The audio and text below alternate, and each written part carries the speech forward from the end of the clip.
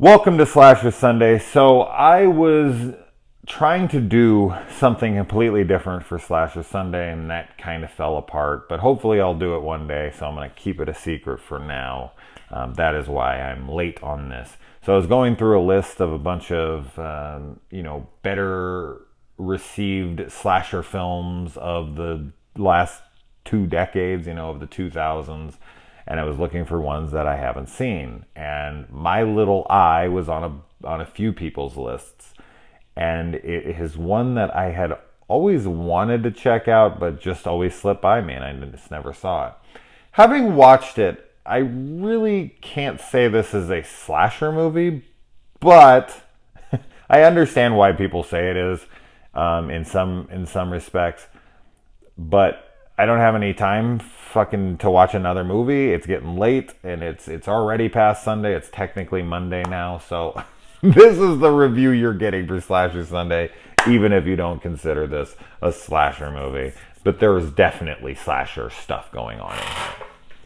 All right, so spoiler review as usual, guys, just in case. Now, this has a very weird... This is on Cinemax, by the way. Cinemax. If you have Cinemax, you can watch this on their streaming service. Thank you to Rebecca for having that, unbeknownst to her. So I got to watch this for free on Cinemax. It is not rentable anywhere. You can only watch it on Cinemax unless you're like a torrenter, of course. But that's the only place. When I looked on Just Watch, which is a fantastic app if you don't have it, I was like, oh wow, it's only on Cinemax. Weird. And thank God she had it. So this starts with a Studio Canal intro, which Studio Canal now is a pretty, recognizable company. I know their logo instantly. That's a game I like to play with people when we watch movies. I like to be like the first person to name the logo, except for I'm the only one ever playing, and everyone else doesn't know the game's happening. And I love to like say the title really quick and then be like, I fucking win, you lose. People are like, wait, what? What? Huh? I wasn't even playing. And I'm like, because you lose, because you're a loser. You're not playing because you suck. I do it all the time. And, yeah, I'm the dick like that. And then it moves right into something that immediately dates a film, and it is the dial-up sound, because this is a movie that takes place on the internet, the interweb, and you hear that freaking dial-up sound that if you're old enough to remember it, as soon as you hear it, you're like, oh, I'm in the late 90s, early 2000s right now. I really liked this movie. I did. I was expecting it to be silly. I was expecting to roll my eyes a ton, and honestly, I never really did. I thought that this was really cool, straightforward, and well done, and it was an effective thriller horror. And I don't really have any negatives, honestly. I'm just going to kind of give you my rundown of the things as I saw it. I think a second viewing might help, because there's a couple things that I'm a tad unsure of. And as always, I'm writing things down and looking back up and trying to pay attention as best as I can as I'm writing, and there's little things I miss here and there. So it's hard to do a full spoiler review on a film that I've only seen once and I just watched. Because my favorite reviews are doing movies I've seen 1,000 times, and I'm so confident in what I'm saying. And I'm just like, when I do Halloween, or if I do any of the Friday the 13th or whatever, I can just sit here and be like, boom, boom, boom, boom, and not even have to think about them. But with these, I'm like, I think this is what happened.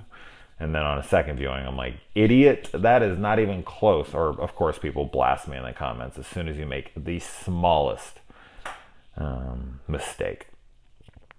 So, yeah, in case for some reason you guys have never seen this movie and you're watching the spoiler discussion anyways, this is this website that puts out an ad saying that they are going to have a real-world Big Brother type show on the internet, and these people have to live in a house together for 6 months, 5 people, and they are not allowed to leave. And if they don't leave and they follow by all the rules, then they win $1 million. I don't know if it's $1 million a piece or if it's $1 million split between the five of them. They probably say in the movie, but I don't remember hearing it.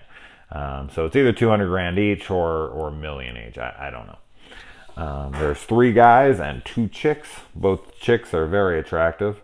And one of the guys is the character Ian from Final Destination 3. And I wish, I think Paul, yeah, Paul Shunk. I wish Paul wouldn't have told me that Bradley Cooper was in this. Because I didn't know, and I think seeing him would have been a big shock and an exciting moment. But I read it like 2 minutes before he came on, and I was like, "Ah, man, Paul, you fucking ruined it for me, man." Oh well, not a big deal.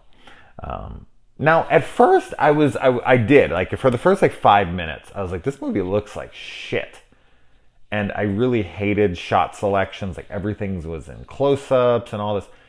And then as the film kind of went on, I was like, oh, I get it. Even though I don't feel like they stick to this rule throughout the film completely, I think they're trying to say that this entire film takes place on the video camera set up inside the house. As I said, from some of the angles and some of the moments, I don't think there's a camera there. So I'm not sure if it sticks to that 100%, but I think it's supposed to. So technically, this is a found footage film, and one of the very, very earliest there is.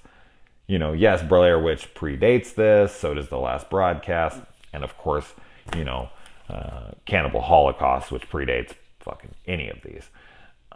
But this was pretty damn close. I want to say this is 2002. So you got the Blair Witch and Last Broadcast come out in like 98 and 99 respectively. And this isn't far off. So this was kind of hitting that trend, but doing something completely different. So I had this written down, like the film looks cheap and there's too many close-ups, and then I figured out what they were doing, so I crossed that off. But I wanted to, bring that up. They're watching Breakfast Club in this movie, which is cool. They must have had the rights to that, whatever company was doing this. You don't usually get to see known films in lower budget stuff like this. Like usually if you see a film that you know well, like Breakfast Club or something, it's in a bigger budget movie. They can afford to use footage from other movies unless the company owns the rights and they can do whatever the hell they want with it and show it wherever they want. But I honestly don't know how that works. Like, if you're, Paramount, can you show Friday the 13th when they owned, Friday the 13th back in the day? Could they show Friday the 13th in any of their movies that they made? I don't know how that the legalities of that works and how much time and wow, I don't know. I'm guessing you can to an extent. Anyway. They also drop off care packages randomly. I don't know if it's a weekly thing, a daily thing, whatnot. There seems to be some kind of like air raid siren that alerts them that they've gotten new supplies for the week. So when this movie takes place, they're on their last week. And where I thought that this film was really successful was in the buildup. The buildup of antagonizing these characters and keeping us mostly confused for a while. I think they could have played off of it a little longer, but once the film ended, I'm not sure yet. But as far what I'm trying to get at is that they keep us in the dark on whether or not this is just part of the game. I thought for maybe 45 minutes into this movie, it was going to turn into an April Fool's thing at the end, where it was like this person, the last person, whatnot, was going to give up like an hour before the end because they were just going to constantly keep throwing more and more shit at this person, probably a woman. It always is the final girl. And that she was going to give up or she was going to make it. but I figured she would give up, and then everyone would come out and be like, oh, like, we got you. You were so close. And she'd be like, you motherfuckers, I thought you were dead. I thought it was going to turn into that. And, obviously, if you've seen this, that is not what happens, which I like. I like that this went for it and they didn't do that fake out ending. Because I do think that they set this up to make you believe that's definitely a possibility. And I like that they did that, and I like the ending I got. I like that it went in the more real setting as opposed to the fake out. I always prefer that. So yeah, I dug that. And they, as I said, they start slow. They start small, and first it's like a letter, and it says your grandma died. And, her funeral's in a couple days, or grandfather died. And we find out that he basically raised him. So it's like his dad to him. And it's like, well, I got to miss his fucking funeral. And then the character that I liked the best in this movie is the dude Ian from Final Destination 3. His name's escaping me in the movie right now. But he was just, even though he was a dick, yes, he was the most centered and the most, he had his eye on the prize and he understood everything. He was very smart, and he was like, dude, these guys are fucking with you. And even when this girl gets the bloody hammer in the bed on her pillow or whatever, he comes in and he knows she's going to quit in that moment. And what does he do? He says, I did it. Like, sorry, I did it. I thought it'd be funny, whatever. Just to get her to stop. And I'm like, oh man, he did that on purpose. He said that. It's a total fucking lie. And 5 minutes later, he's like, tells the other chick, like, okay, I didn't do it, but I told her because I didn't want her to leave. Smart. And throughout this, he just is like, no, stop trying to give into this shit. It's the last week. And in the last week, they're going to be throwing everything at us imaginable to get us to quit, and we're not gonna do it. And I love that about this. I love that about him. I love that about this movie, that it's subtle to begin with. It doesn't just throw shit at them so hard. It's got to be this slow buildup so they can, tolerate something small, then tolerate a little more and a little more, and then it just becomes this game of like, well, to what extent, like, to where is the line? And once the line has kept getting pushed further and further away, what will you deal with? Well, if I dealt with this, I never thought I'd deal with this, but now that I have, maybe I'll deal with a little more. And then when that next little thing comes, you're like, shit, I'm in this, man. I got to do this. I mean, I already got past here, so fuck it. I'm in it to win it. And I liked that it was subtle, slow build up, and it made sense for the story that was being told. They also send a gun with like champagne and everything to screw with the guy because his dad, I think, shot himself, which was really fucked up. And he hoards stuff in his floorboards. He knows that he's only going to get so much stuff, and these guys are just going to divvy it up, which is totally screwed up. Don't get me wrong. But he's just smart. He might be an asshole, but he's smart. Then Bradley Cooper shows up, and I think that's where it's kind of revealed that this is more realistic in the sense of like, this is fucked up. Like, these people can't be legit. This can't be a legit site because he comes in and actually has sex with one of the contestants and then goes up to one of the cameras and is like, I told you I could fuck her. Like, unless they cut the feed to those cameras and his whole arrival or whatnot to not show the... I was just like, in that moment, I was like, all right, like, this is real. These guys have some sinister agenda because they couldn't do that. Like, majority of people watching would be like, okay, that was too far. Like, you can't come in there and fuck your contestants and then brag about it. Like, that's not cool. But there's such like a feeling of doubt. And he has that. Before he has sex with her, he comes in, he's this internet guy, and he's like, I've never heard of your site. And then that just puts further doubt into them so that they'll quit, so they don't have to pay up But as I said, once he said that, I was like, oh no, they ain't leaving this fucker alive. Like, this is something else completely. And when it is revealed what it is, that this is some snuff broadcast essentially, and people are betting on it and all this and that, it's not that surprising. Maybe then, in 2002, I think is when this film came out, I said. Back then, maybe. Maybe it was, unique. But nowadays, it's kind of old hat. So, I don't know. I can't remember. Anyway. I did like that Charlie here just fucks this guy the second he comes in. She talks about how horny she is and whatnot. And as soon as some, hot guy shows up that isn't one of the guys she's been living with for a while, she's like, come upstairs and fuck me right now. So I think she was an easy mark for sure. And we got to see her boobies, which I always like, and they were wonderful. And during the sex scene, we got to hear Peaches fuck the pain away. Guys, I sing the Peaches song all the time. I haven't heard it in forever. I just randomly start singing it. Oh, fuck. It was so funny to hear here because I haven't heard it in a film or anything in so long. And as I said, just randomly, I'll be talking with someone, whatever, I don't know why, and I'll just be like, sucking on my titties, like you call. It's so funny to see it here in this, or hear it, should I say.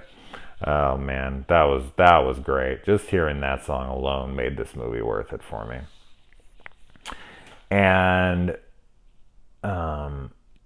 yeah, the fact they don't know where they are at all, is wild, and adds to the sense of isolation and feeling hopeless and whatnot when things start to go awry. You're like, you send up a flare, but you're waiting for who knows who, and you don't know where the hell you are. You don't know how far you are out. You don't know anything.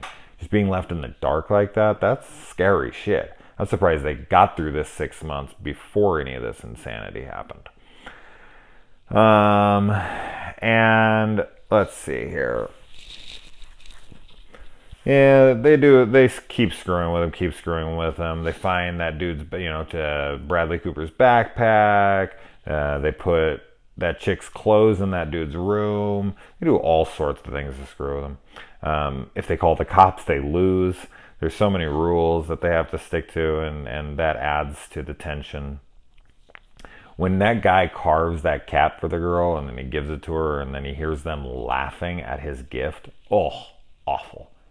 I remember I did something for this girl, Tamara Reynolds, when I was in high school. I was crazy about this chick. She was like my, that one girl in school you fantasize over and you want more than life itself. She was this fucking girl for me. And I gave her something. I can't remember what it is now, so long ago. And some guy in my class had it, if I remember correctly. And I was like, it was like a drawing. I think, yeah, that's what it was. And he had it or something. And when I asked him about it, she was like, oh yeah, Tamara told me that some fucking ugly guy gave it to her. Devastation.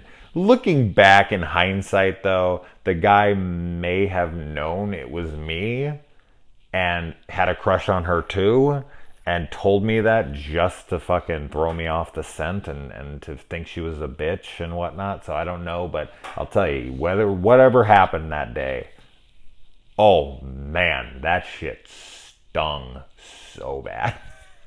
So when he hears her laughing at his gift and they're talking shit about him behind closed doors, I was like, it just brought up that memory. It's so funny how high school shit from 20 years ago can actually stick around like that in your mind and emotionally affect you even for a second. It's like, get the fuck over it, you child. But I can't deny the reality of it. It stung a little teeny bit, my old memory of it. Wah, wah, wah. And then he fucking hangs himself. Now, I wasn't a pussy. I didn't go and fucking hang myself because a girl talked shit about a gift I gave her. Jesus Christ, dude. Talk about growing up. You kill yourself over a girl rejecting you? Wow. That is wow. he must have had some serious fucking issues before that. That it's not like you're the happiest guy in the world and then some girl's like laughs at your sculpture and then you just go hang yourself. The guy must have been on edge the whole damn time, and anything was about to set him off, and that was it. I'm being an insensitive cunt, I suppose, but it's just ridiculous. Although it's not completely unbelievable. People have done crazy shit. So as I said, this film isn't unbelievable. It is unbelievable, but the characters' reactions are not, and I like that about this movie. Then they find the betting odds because this guy's just a hacker. He knows hacker stuff. Of course, they always have to have that character. And then there's this camera-free room which they go into, and of course there's cameras in the camera-free room. There's cameras in the shower. There's cameras in all sorts of places that I'm sure they don't think there's supposed to be cameras. And they find out that $50,000 wasn't even allowing them to get into their site. So whoever's paying top dollar for this shit. I'm not sure what they were watching for 6 months, to be completely honest. Like, the people who would be paying $50,000+, you would think they'd want to show quickly. Like, this would be a survival 1 week show and they'd be throwing the kitchen sink at them from day one and turning each other. Like, this was the last week of 6 months. So you're telling me that these guys paid $50,000+ to watch these kids just do nothing? Because that was just it. That was one issue I had with the show. It's like, why do these guys think they're interesting? And they're not having any conversation. Yes, they just want the money and they don't really care. But how do they find that they would think they were interesting enough to be on TV? Now, granted, this is before reality television was really even a thing. So this wasn't like the keeping up with the Kardashians or even the Osbournes, which I think is one of the very first reality shows. I think this predates all of that. And Real World, I want to say, is like the first. Correct me if I'm wrong. I'm sure I am. But I mean, we know. I haven't watched many of them. I don't really give a shit about them at all. But if you've ever watched like Jersey Shore or whatever other damn shows, you know what those shows get off on. They get off on, freaking drama. And it's just a bunch of kids sitting in a house doing nothing for 6 months. They gotta be curious on what these people are doing. I have to be curious, having watched the film and knowing that these people were paying $50,000+ to watch for 6 months.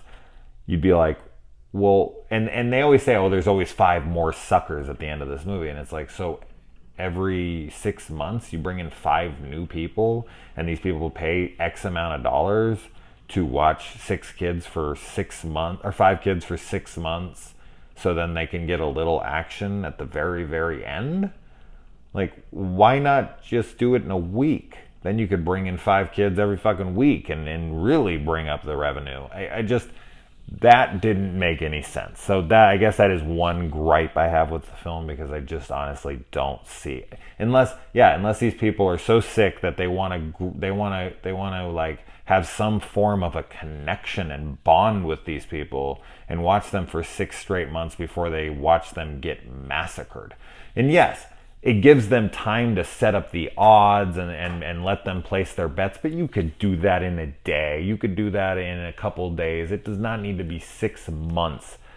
But as I said, maybe they're sick and they really just want to get to know these people intimately and watch their everyday life before they're murdered, and it's 6 months is how long.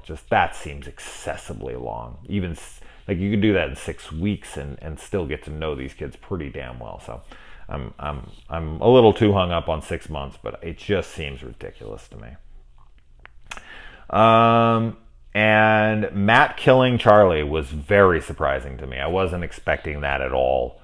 So when he's giving her the back rub, I'm like, this guy's trying to fuck this girl right now? I mean, I know she's hot, man, and I saw her tits. It's definitely worth it. It just was out there. I was like, okay, this seems way out of place.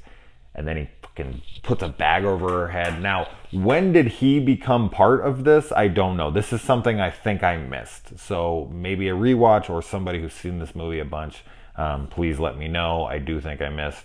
how Matt got involved with these guys. Maybe that first letter he was sent about the grandfather was what was telling him what's up, but I think he dropped that so for them to read. So I don't think that works. As I said, I think I may have completely missed it while writing notes or something, but I don't know how he got involved with them. But regardless, it is. I don't think it's revealed before he kills Charlie, because that would cut down on the surprise, and it was a very shocking moment.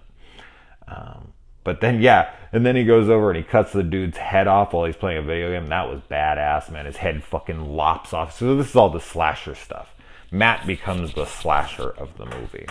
And I do love, goes in the house. When she comes, when this main chick here, our final girl, comes in, and she's walking through, and then the lights come on, and she sees this dude's head on the ground, blood everywhere, his body's laying there headless. That looked great. It was a very tense chase scene. Matt chasing this girl, and Emma, that's her name. There we go. Emma's like running around trying to figure out how the hell to get out of there, what to do. And the upstairs stuff, when he comes in with a gun and he's talking to her, and he throws her on the bed and she stabs him. I just thought all that was very thrilling and intense, and I felt it when the lights came on. She saw the head and the blood and everything. She started screaming, right? I was like, oh man, this is well done. This is cool. I like this. This is a strong ending. Then the cop shows up and he puts her in the car, and then he comes out and he's like, well, what the fuck do you think I've been doing for the last 6 months? And I'm like, I don't know. What have you been doing? Keeping people away? Keeping, making sure that these guys don't run? I don't know what he's been doing. But he says that, and I'm like, all right, so he's part of this. And then Matt is like, I'm in on this, right? I'm one of you. And then he turns his back and the guy shoots him in the head, which is another cool kill scene. And then it just ends really screwed up, where Emma is just locked in a cage for God knows what, for entertaining purposes, I suppose, entertainment purposes. I don't know if they're just gonna send in a fucking chain gang on her or what. I don't know what her fate is gonna be, but it ends very grim. And this is a good movie. This was a pretty damn good early 2000s reality TV show, found footage, slasher at times flick. So, all right. Who has seen this movie? I hope if you're watching, you've seen it. It is on Cinemax, as I have said. Let me know if you watch it. And other than that, guys, I will see you for Monster Monday tomorrow.